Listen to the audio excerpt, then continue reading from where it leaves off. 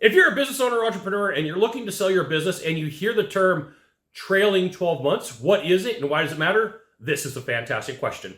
I'm Sylvan Bell, coming to you live from Sacramento, California. A perfect day to talk about business and selling, and a fantastic day to talk about you for consulting secrets. Okay, you're at the point of your lifespan where you're like, I want out of my business. It's time for me to sell. I'm probably going to sell in the next 24 to 36 months.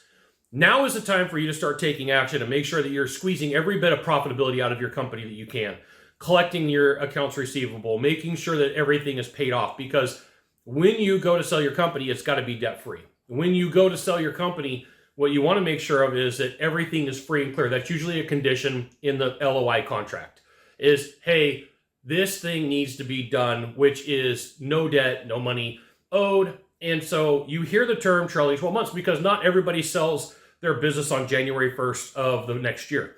They may decide, hey, I want to sell in March, April, May, June. And it doesn't have to be that the date's going to close on the 1st. You can put it on the 15th, the 20th, whatever day that you negotiate in your LOI contract, okay? So company comes in, MECO, Scottco, wants to buy your company, UCO. I want to look at the financials for the last 12 months and say, hey, where are we at? This is a snapshot. I'm buying the history. I'm buying the repetitive nature. So I got my $12 whiteboard here, right? $12 whiteboard. And I got all the months lined out. I've got January all the way through to December, and every month is making a whopping $5. Well, it makes the math really easy. If it's a $5 average every month, I can consistently say, hey, there's $5 a month. This is how we could work our budgets. This is what the expectations are, right? So it's a $70 a year total. Now, I can also say, hey, I'm in an industry or service where there's a bell curve, and I can use this bell curve to my advantage by timing the sell perfectly on that bell curve to meet the top of the market demands.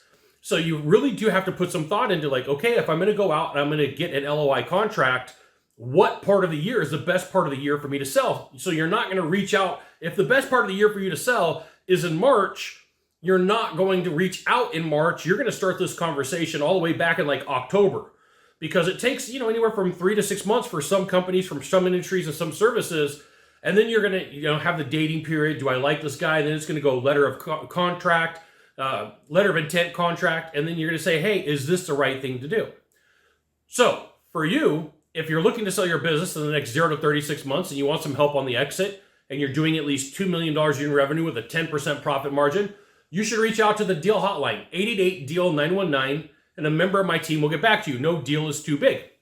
So think this through, is like, there is some metrics to your timing. There is some gas and clutch. There is some back and forth that you need to really consider when it comes to you making a decision of like, when do I sell? You're doing it to your most advantageous time. Could you do it in the dips? You could, right? You could go like, in this example, it would be like from March to March, and you can sit down and go back and look at your financials and say, hey, if I take a look at my financials, what is the best time for me? And you can time that so that when you go to sell your company, when you go to sell your business, when you go to sell your practice, you're getting the best value for your multiple, right? There is a little bit of gamemanship on your part. There is a little bit of you goosing those numbers to make it better for you. Because at the end of the day, it's your money, it's your business, it's your role and responsibility to try to get as much as you can. And on the other end of the spectrum, it's the goal of the buyer to be shrewd as well. And somewhere you're going to probably meet in the middle, right? You're going to go back to the old school negotiation strategy. Somewhere we're probably going to meet in the middle. Your trailing 12 months really needs to be a strategy. It's not just a number. It's not just a statement. And you got to know this too, that sometimes companies will come in and they'll say, you, my friend, want to do a trailing 12 months March to March? We don't want it March to March. We want it to be from January to January or June to June.